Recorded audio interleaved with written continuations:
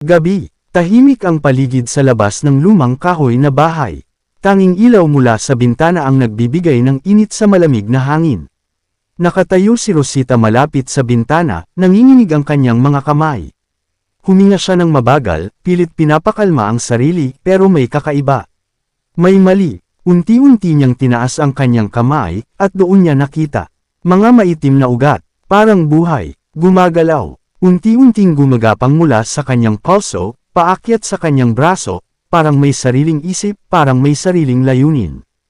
Hindi ito totoo, bulong niya, nanginginig ang boses. Hinawakan niya ang kanyang dibdib, ramdam ang mabilis na tibok ng puso. Hindi niya maintindihan kung ano ang nangyayari sa kanya. Wala siyang maalala na sugat, wala siyang ginawa, pero bakit? Bakit parang may kumakain sa loob ng kanyang katawan? Napaatras siya sa gulat nang maramdaman niyang parang mas lumalala. Ang mga ugat ay mas nagiging malinaw, mas kumakapal, umaabot na sa kanyang leeg. Napahawak siya sa kanyang balat, parang gustong pigilan, pero wala siyang magawa. Takot ang bumalot sa kanyang mga mata. Anong nangyayari sa akin? Mahina niyang tanong, halos pabulong.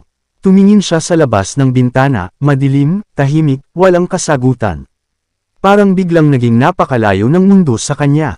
At sa unang pagkakataon, naramdaman ni Rosita na baka hindi na siya ang dating siya. May ibang bagay na unti-unting kumukuha sa kanya. At wala siyang ideya kung paano ito titigil.